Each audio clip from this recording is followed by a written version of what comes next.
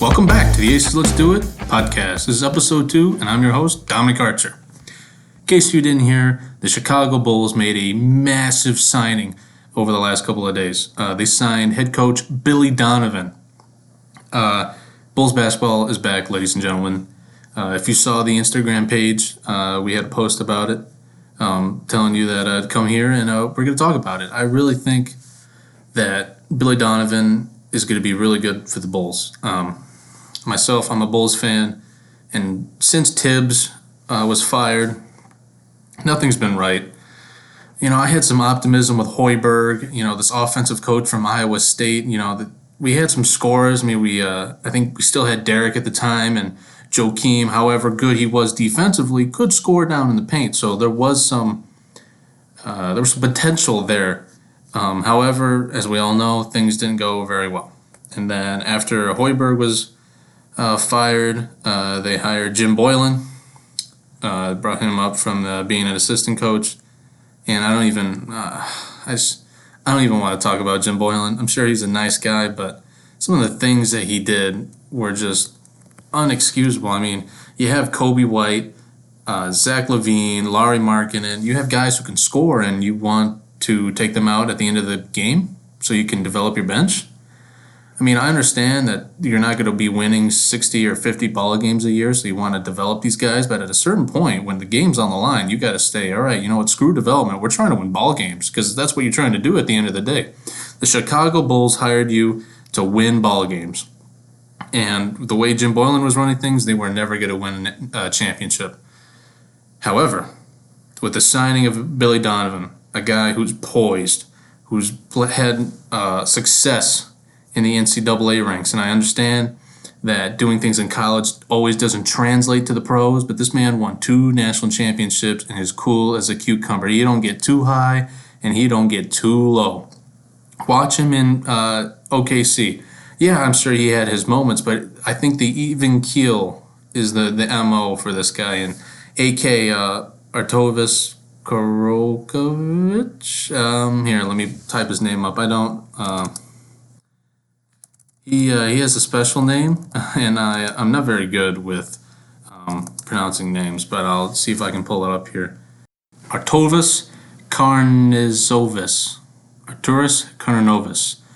He's an even kill guy too, so I think this is a very good hiring for the Bulls, and I'm really excited to see what he can do with this team because there is talent on this roster outside of the 3 guys I named earlier, but Wendell Carter is a really good player for his role. I'm not saying that he's going to be the Anthony Davis or, a Boogie Turner.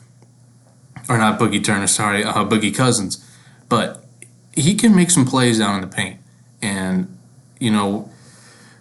Chicago's attracted to free agents now, and I'm not on the whole train that Anthony Davis is coming to Chicago because there's been some rumors and things floating around that maybe he comes to Chicago. I don't think it's.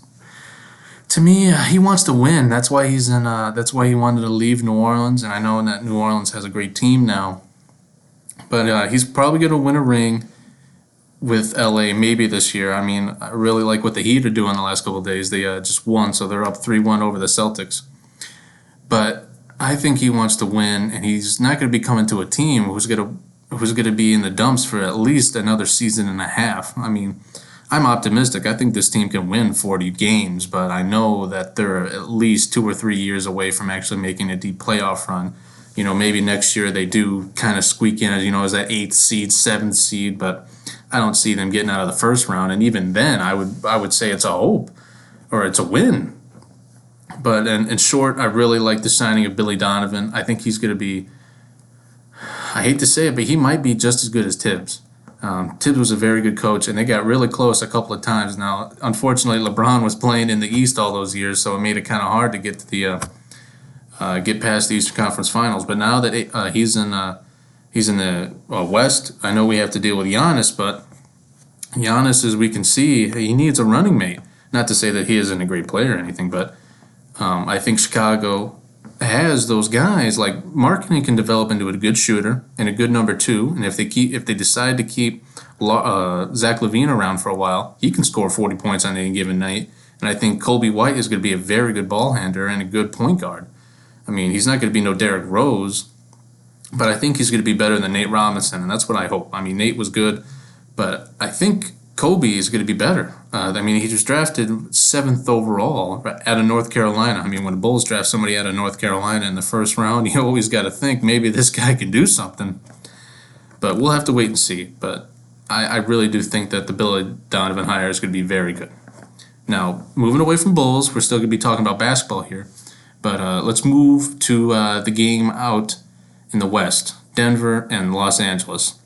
Denver's a really good team, and Jamal Murray and Nikolai Jokic are very good, and they are going toe-to-toe with the Lakers. It's 2-1 now. And say what you will, the Lakers are a very good team, but I think the Nuggets have a very good chance of pulling this out. I'm not a betting man, so I wouldn't put money on it, but don't be surprised if the Nuggets win the next couple of games and then win. I think it's going to go to Game 7, so don't be surprised if they win Game 7, because in any sport that goes to 7 games, anything can happen. Like, look at the 04 Boston Red Sox, down 3-0 and come back to win. So as long as you get it to Game 7, anything can happen. Miami won over Boston. They're in a 3-1 lead, and the Heat team I talked about last week is very good. Pat Riley's got him a good squad. Seeing Jimmy G do his thing, and then Tyler Herro, he's amazing. I think we found the next superstar in the NBA. Maybe he won't climb to LeBron levels of stardom, but I think he is going to be a very good player for a very long time. If you had to think about it, maybe you can think of maybe a better version of Carlos Boozer, and I'm talking about just being star power. I'm not talking about their likeness as players. But Tyler Herro can shoot the ball, and they have shooters on that squad, and they play some good defense. And Boston's no slouch. They're one of the better teams in the East, and there's a reason why they're playing the Eastern Conference Finals. But Miami has just been outstanding in the bubble. It's very impressive to see.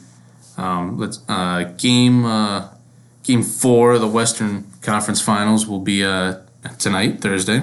I'm recording this on Thursday, September 24th, so that'll be later tonight. And so that's going to be a very good game. If Denver wins, I think they're gonna take it to Game 7. If Los Angeles wins, it's gonna make it very difficult for them to come back. Obviously, being down 3-1 is always a tough road ahead. And then Miami, Boston, they play on Friday. I mean, the Heat are up 3-1, but Boston's really good, so I would not be surprised if Boston comes back and wins Game 5. But I would not be surprised if Miami wins. They're a very good team, and they have the pieces to win right now. So I was done with basketball. We're going to move on to a little bit of hockey. Not a lot here. We're in the Stanley Cup Finals, so it is pretty big. And since the last podcast, 3 games have already gone by. It's a 2-1 lead, Tampa Bay. Dallas won Game 1 4-1, but then Tampa Bay has won the next 2 games by scores of 2-3 and 5-2. Stamkos is just good. I know he's been a little banged up and whatnot, but they have one of the best goalies, period, in the NHL. Vasilevsky is by far the best goalie in the East. I'll stand by that. I'm a Blackhawks fan, and seeing Crawford have his ups and downs in the playoffs. I know our blue line isn't very good, but at the end of the day, you got to make saves. And yes, he did make like 40 saves in one game, but at the end of the day, you got to make those key stops. And at points, Crawford was vulnerable. Vasilevsky, outside of Game 1, has been lights out. He's one of the best goalies in the league. He probably will win the Vezina. And they're just really good. I think Tampa's going to pull this out. They're probably going to win Game 4. That game is at 8 o'clock tomorrow on Friday, so make sure you watch that. It's going to be very good. So that's all the hockey. There's not a lot, unfortunately. I know the draft's coming up and whatnot, but I'll dive into that next week because there'll be a little more understanding of who's going to go where. I know there's some mock drafts out, but usually right after the Stanley Cup Finals is when things really start to ramp up and you really understand where people are going. So Unfortunately, that's it for hockey. We're going to move right to baseball. For those of you who don't know, the Chicago Cubs and the Chicago White Sox have both clinched a playoff spot. So very good for the Chicago teams. Chicago, or the Cubs at least, not making it last year. And this is the first time in a while that the White Sox have made it, and they're a very good team. They're going to probably win the first series and maybe even consider being in the ALDS, or ALCS rather. They're a very good team. I like their pitching. The back end of the rotation is a little iffy, but when you got Giolito and Keuchel up front, you can do anything. That's a very good staff.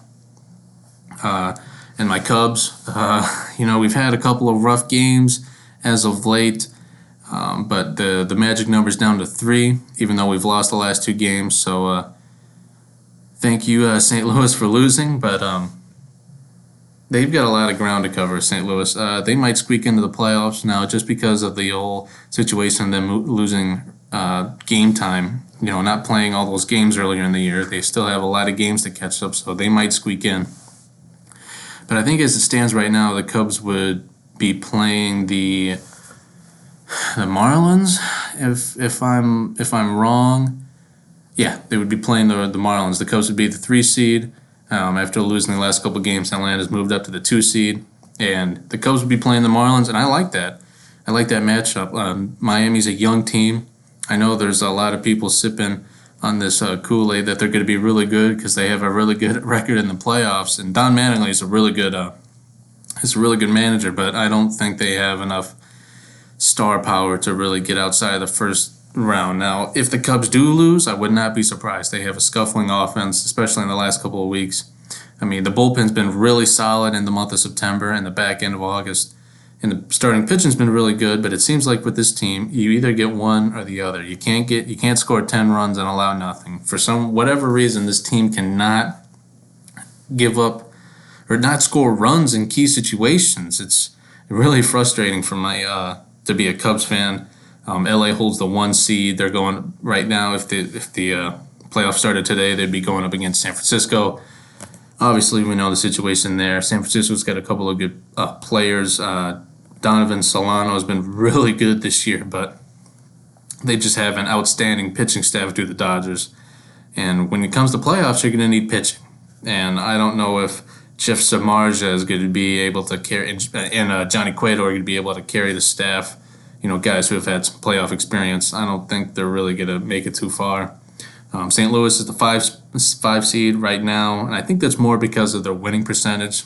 We'll see what happens here in the next couple of next couple of days with their games. San Diego's the 4 seed. I really like San Diego. I think that they're going to contend with the Dodgers. I know the Dodgers won the division and they have a lot of star power, but this team can't get it done in the playoffs, it seems. We've seen this time and time again. Now, in 2017, I give them a pass. We all know why. So 2017, you can just write from the records. But we know that Clayton Kershaw isn't the same Clayton Kershaw in the playoffs. Now, maybe in his elder years, he's just going to try and go out and just pitch. I think he might be thinking about it too much, and I'm not trying to say that the moment is too big for him because, this guy is one of the greatest pitchers of the 2000s, period. So I don't want to insult him too bad. And then I talked about Atlanta earlier. They're the 2 seed going up against Cincinnati. I'm worried about Cincinnati. They score a lot of runs off the long ball, and for whatever reason, it seems like when you get to the playoffs, the long ball isn't the way to score runs. You got to play small. So I'm concerned about their ability to score runs outside of the long ball. And plus, when you're going up against Max Fried, who I don't think has given up a home run all year, that takes away a big part of your offense. So guys like Votto and Castellanos, Eugenio Suarez, those guys are going to have to step up big time if Cincinnati wants to get out of the first round. Switching over to the AL, Tampa Bay, I think they clinched the division today. I think that's the first time since 2010. So they're the 1 seed right now. They'll probably end up being the 1 seed when it's all said and done.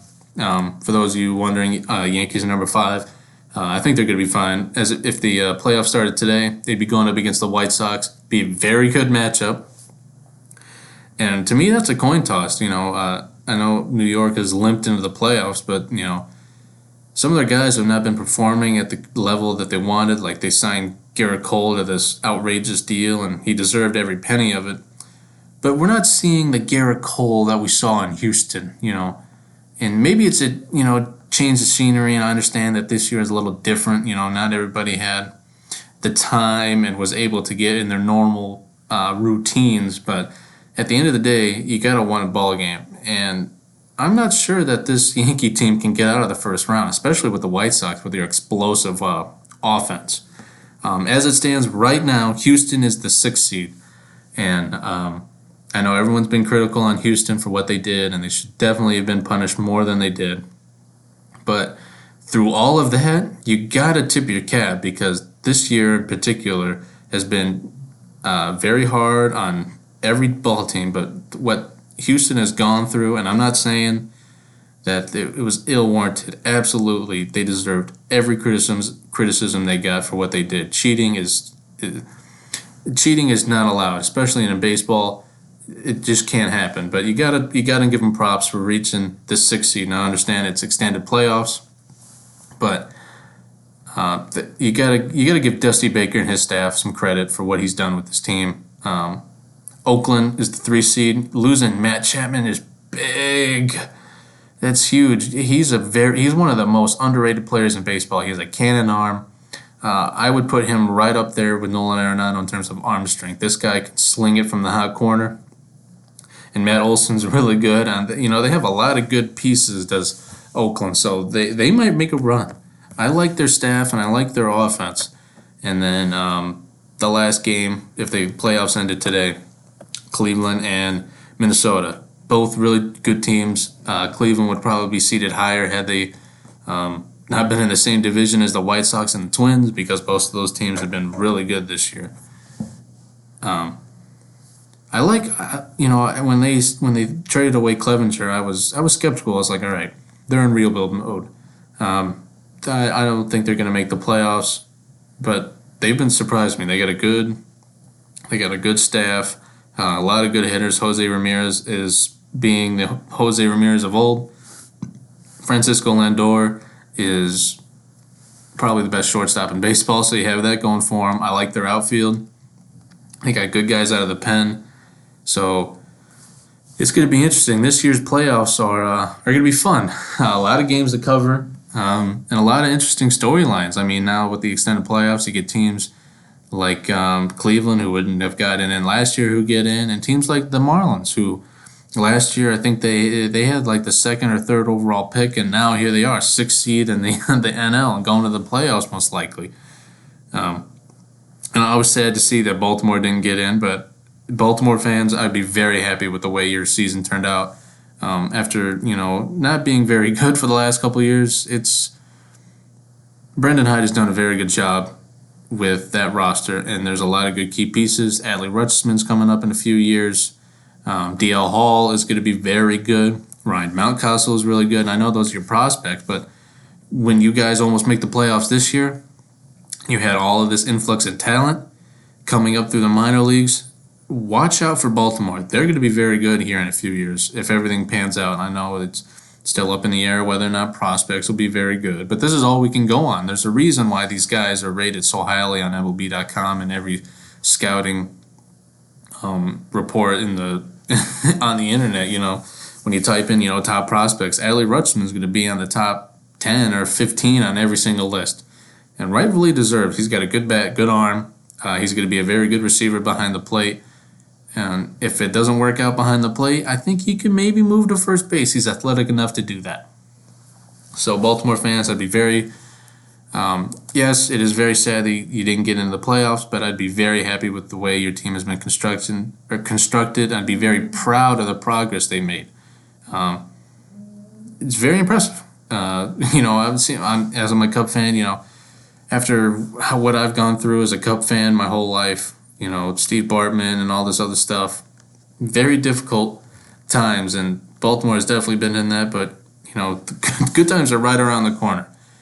Enough baseball, and we're going to talk NFL here, and a lot of things happened last week. Start off with the big thing. Saquon Barkley going down with an ACL tear. That is just absolutely horrible.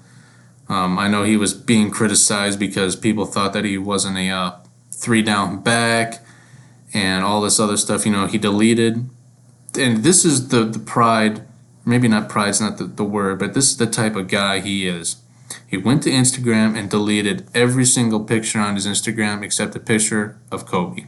And I'm sure some of you guys have heard about this, but he deleted everything but a picture of Kobe and Mamba mentality.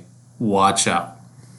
If Saquon comes back from this and he's as good as he is, he's going to be even better than what people think. I don't care if that New York doesn't have a great offensive line. He is going to be on a revenge tour next year, and he's going to show everybody that he is the back that everybody thought he was and is going to be. Christian McCaffrey going down with with an ankle injury, that's big. Michael Thomas going down, that's also very, very big, and we saw the impact it had on Drew Brees. Going up against, I wouldn't say a great Raiders defense, but I wouldn't say bad Raiders defense, but man, Drew Brees just looked lost, and I was watching the game, and he's missing throws that I have seen him make, and you just think in your head, man, it's Father Time catching up. And I know he's in his 40s, and Father Time can be a very cruel, cruel person, but man, I know Mike Thomas, some people criticize him because he only runs slants, but there's other things he does that creates mismatches. And when a guy like that is so productive, I mean, he broke the catch record last year, you're going to double cover him. And when you double cover him, that's going to leave another man open. And we didn't see that on Monday night. And that hurt Brees. And maybe it's, I don't want to write him out right now. But I'd be a little worried, especially if, it's a high ankle sprain. And, my whole sports career I dealt with high ankle sprains. And I know they're really painful and tough to come by. And when you're at a position where your feet are one of your most important assets, if I'm Sean Payton, I'm looking at this and, I'm looking at the game against the Packers. If Mike Thomas isn't 100%, I would not try him out there. You're going to need him for later in the year, so why risk it? Why risk it being even worse than it can be? I know as a Packer fan, I seem a little biased, but, last week, the Packers, Davante Adams went down with what they thought was an ankle injury, which actually turned out to be a hamstring. He made a few catches after he got a little banged up, but then LaFleur went over and said, hey, listen, if we need you, I'm going to put you in there, but we're not going to try and risk it. You're key off. Like, Davante Adams is Mike Thomas to Aaron Rodgers and Matt LaFleur. So, and Sean Payton's a smart man, and whatever decision he makes, I'm sure will be the right one. But if I was running the ship, I would definitely not play Mike Thomas if he wasn't feeling 100%. But, you still have Kamara, and you still have some playmakers on offense, and you have one of the best offensive lines in football. So on any given Sunday, this Saints team can put out 40 points. I would not be surprised because that's just been the type of quarterback and head coach Sean Payton and Drew Brees have been their whole career together. So we want me to stop. I have a tendency to talk a little bit longer on games that I shouldn't be. I want to try and divide the talking time evenly amongst games, but sometimes I get really into it. So I apologize if I just kind of skip over your favorite team and don't talk about it. I don't mean to. I just, sometimes I just get on a roll and it's tough for me to stop. So I'll try and, tone everything down because I know I can be a little too much. But let's talk about the Thursday night game real fast. Jacksonville versus Miami. Little fun fact, James Robinson, the starting running back for Jacksonville, I actually played against him in high school. So it doesn't surprise me that he's doing what he's doing right now. I know he hasn't played the best defenses, but as an undrafted free agent out of Illinois State, very glad to see him getting some playing time. And then on the other side, Miami, they got some playmakers. I would not be, if Dolphins fans, I wouldn't be calling for Tua yet. Week 13, week 12, towards the end of the year where you realize, all right, maybe we're not in the playoffs. That's when I would send Tua and just say, hey, listen, Tua, if I'm Brian Flores, just go out and do you. don't worry about the score. Just go out and make the throws that you can make. Because Blake Bortles to me was not a quarterback who should be starting game one, and I don't think he did. And when he was first drafted by Jacksonville, but I think he started week 3, and I think that was just too early. And same thing with Chicago. I think they put Mitch in way too early, and we're starting to see Mitch Trubisky is a roller coaster ride. So if I'm Brian Flores, I would stick it out with Ryan Fitzpatrick for a couple of weeks. You have some young guys on defense. It's going to take them a couple of weeks to get acclimated to the speed of an NFL game. So Miami has a bright future, but I'm taking Jacksonville in this game. I think Gardner Minshew is on a mission because people just kept saying, Jacksonville's tanking for Trevor. Just watch out for Gardner Minshew. He's going to be very good this year.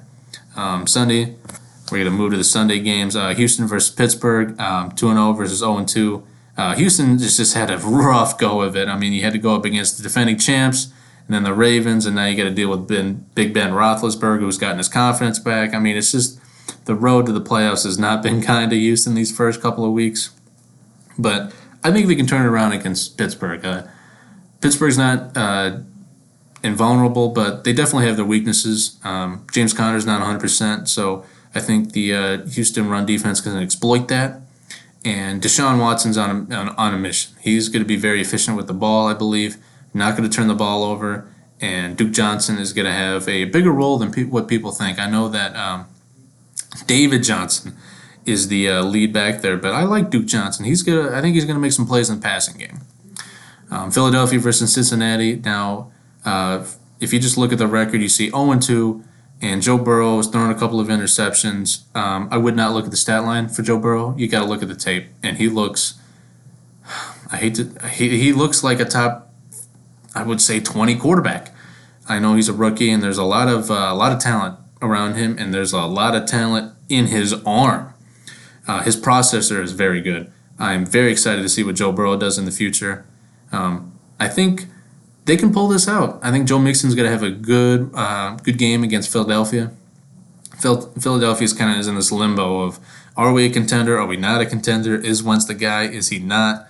So I think Cincinnati and Zach Taylor can exploit these weaknesses and these uncertainties that Philadelphia is carrying with them. However, Doug Peterson is a very good coach. So this game to me is a toss-up. I'm sure that Philly's favored, but I would not be surprised if Cincinnati pulls it out. San Francisco and New York, there's nothing really to talk about here. We know New York's not very good, especially with the loss of Saquon Barkley. Now, I know they just signed Devontae Freeman, but I think this 49er defense is just too good. Now, I know, unfortunately, they lost Nick Bosa and Solomon Thomas, two big key pieces on their defensive line. But one of their big strengths last year was their depth in the defensive line, so I don't think they're going to really skip a beat. I'm taking San Francisco all the way here. Las Vegas and New England. I'm taking New England. Cam Newton's on a mission, and however, I like John Gruden, and I like Derek Carr, and I like the playmakers they have on that roster. But it's hard to pick against a Bill Belichick-led Patriots team, and that's not the only reason why I'm doing it. The Saints scored a lot of points last week, and New England wants to run the ball, and that's going to take a lot of time off the clock. And New England, I think they're going to be better than 1-1 this week. They are a very underrated team, so I would be going with New England in this game. Minnesota and Tennessee, it's just there's something wrong with Minnesota. I'm not a big fan of the way they constructed their roster in terms of the wide receiver core, especially. I mean, you got a bunch of slot guys running routes. You don't have any outside receivers or guys who can be on the outside and take the top off the defense like Diggs did. And he showed what he could do in the Buffalo uniform last week. So that trade might be coming back to bite Zimmer a little bit. And the uncertainties in the secondary, I mean, they have had a murderer's row of guys. First they had to play the Colts, who just were absolutely going up and down on that defense, and then the Packers the week before were lighting them up for big yards. So, and it's kind of sad to see a Mike Zimmer-led defense struggle, but that's what happens when you got a young secondary. And plus, Tennessee likes to They might get a break this week because Tennessee wants to run the ball down the gut of the defense, so the secondary might get a little break. But Tannehill's been throwing the ball good, so I would not be surprised if Tannehill throws the ball about 35 times this week and completes somewhere around 65% of his passes. Either way, I think Tennessee's going to win. The Washington football team against the Cleveland Browns. Cleveland looked really good against Cincinnati last week, but Cincinnati's got a very good defense, so I would take that at face value. And Washington is a very resilient team. We've seen in the last couple of weeks, they've gotten down big in games and then some way crawled their way up to, they won week one, and then, last week they fell out of the Cardinals, who have been a very good team, might I add. But Ron Rivera is injecting some life into this team that was, there was so much going on in the offseason, and I think he's done a very good job of taking them away from the things that were happening in the offseason. I'm not going to get too big into it. I don't want to talk about that stuff. I just want to talk about sports here, and in terms of sports, Ron Rivera has done a very good job. Now, if they only win 4 games of the year, I think he should be considered as NFL head coach of the year, just based on what he's had to do. Outside of, the whole cancer treatment, my best wishes go out to him and his family. But he has done a very good job with that team, and I would not be surprised if they win this game. We've seen Baker Mayfield go up and down in his career, and this might be a down for him. Washington got after the quarterback a lot in the last couple of weeks. They have a very good defensive line, and the Browns, Jedrick Wills is very good, but I'm suspect on their offensive line. Buffalo and Los Angeles, 2 very good games. This might be a shutout, or not a shutout, rather a shootout is what I meant to say. They both have some. Buffalo has a really good defense, and LA has, an okay defense, but LA's got firepower on offense. Jared Goff has looked the best he has since they took him to the Super Bowl, and Sean McVay is not going to let a Sean McDermott-led Buffalo Bills team, just throw the ball and play good defense. I think he's going to dial up some really good play calls to combat the very good defense of Buffalo. So if I would take the over in this game, I have no idea what the line is. But if the line is at 45.5 or 40.5, definitely take the over. This is definitely going to be a shootout. Josh Allen is going to have like 350 yards passing, 4 touchdowns. Same with Goff. These guys can sling it. So this will probably be the game of the week. This is the game you probably want to watch. A lot of scoring is going to happen in this game. A game that might not have a lot of scoring is Chicago and Atlanta. Now, I know Atlanta's been putting 40 burgers up the last couple of weeks, but Chicago has a very good defense and a suspect offense. So we're not going to see 40 points from Chicago, I don't think. I believe in Mitch Trubisky. I really do. But I think the last 2 weeks have looked good for Mitch. And last week was kind of, he had a good 3 quarters and then kind of fell apart in the 4th. And you saw that on tape against not a very good Giants defense. So I don't know.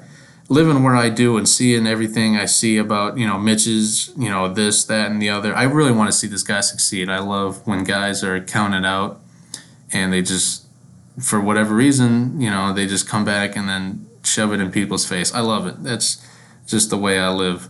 And I want to see him succeed, and I think he really can. This Atlanta defense is kind of struggling, so we'll have to wait and see. And I think this game is probably going to be somewhere in the 23-17 range. I don't think it's going to be very high scoring. Then our next game, moving towards more of the afternoon games, Carolina, Los Angeles. I'm going to take Carolina in this game. They get a lot of young guys on defense, and Matt Rule came in to turn this team around. And we saw a very good start to the Teddy Bridgewater, Robbie Anderson connection, and I think it's going to continue into this week. Now I know, Los Angeles is a very good defense, but I don't know. I just have a feeling that Carolina is going to come out and really just, go all in. I think they're really going to be very good this week, and I think they're a very underrated team. Now, their record doesn't say it, and I know there's some inconsistencies on defense, but this has a lot of talent. And I know, Christian McCaffrey going down, but Mike Davis is a very underrated playmaker, so fantasy owners, I would go up and pick him up immediately. He's going to have, I think McCaffrey's out 4 to 6 weeks, so I think he's going to have a very productive 4 to 6 weeks. New York and Indiana, or Indianapolis, we know Adam Gase, if he doesn't get fired in the middle of the year, he's going to get fired at the end of the year. It's just been a dumpster fire for him, and I feel bad for Sam Darnold. Sam Darnold's got some talent, and he's got some playmakers around him.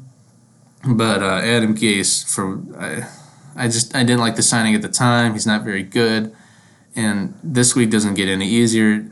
Indianapolis has a good defense. Frank Reich is a very good head coach. He's going to dial up some things offensively. Phillip Rivers, I think, is going to have one of the best games of his career because outside of Quinnen Williams, I don't think this team has a very good pass rush. I'm talking about New York Jets. So, Jets fans, just wait. Once Gase is like the Jim Boylan, and once they get rid of him and get somebody else like an Eric Bieniemy or somebody, they're gonna be good. I think Darnold's better than a lot of people think.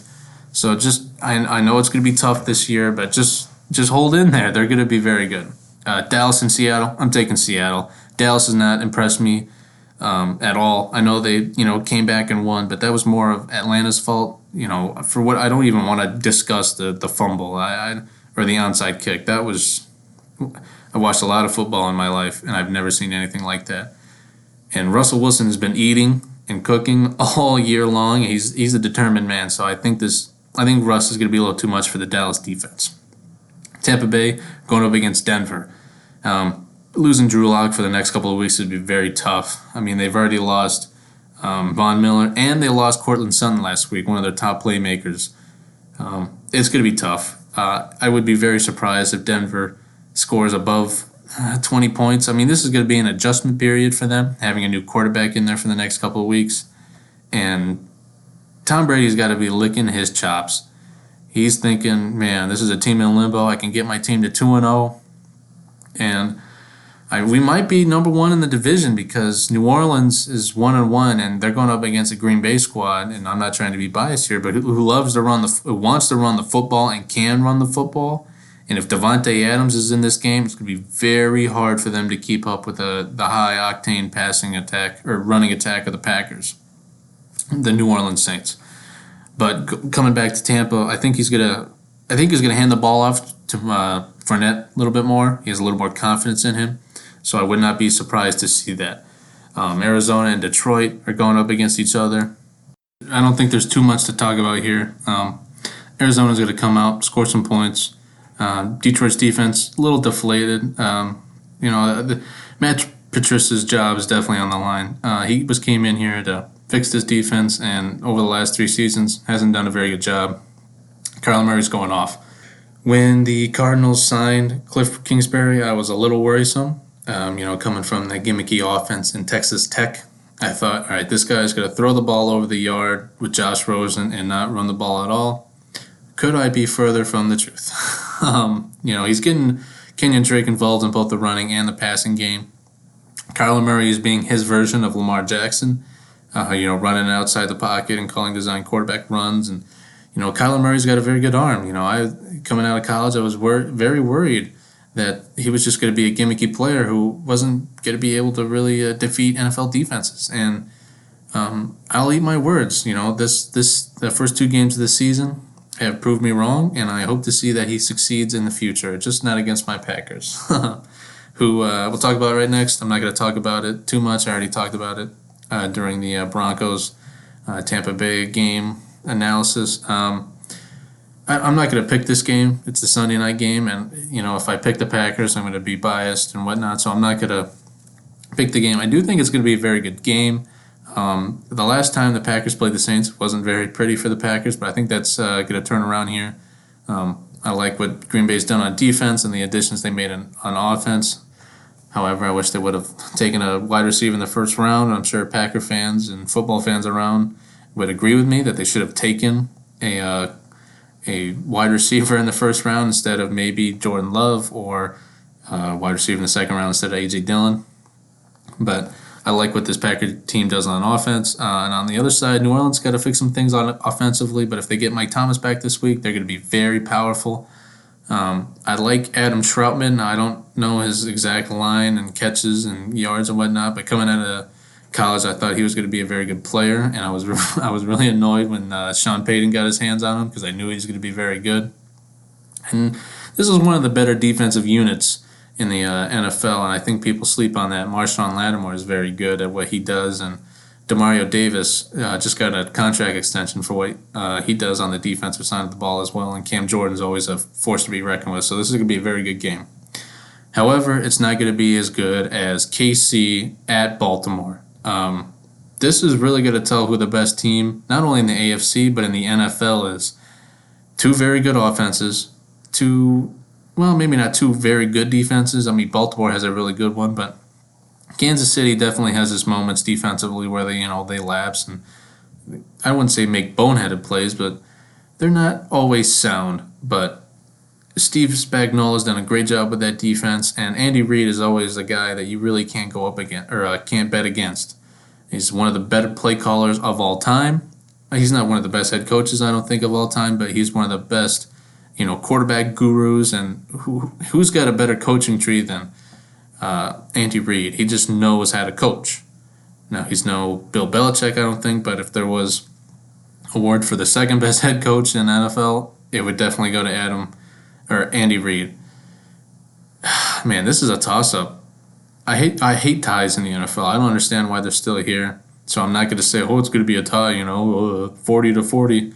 No. If I had to guess, I think that this Ravens offense is just going to be way too much for the Kansas City Chiefs. They run the ball very effectively. Lamar Jackson's on a mission to show everybody he's not a running back and he can throw the ball with his arm. And Baltimore just has a way better defense. They got guys.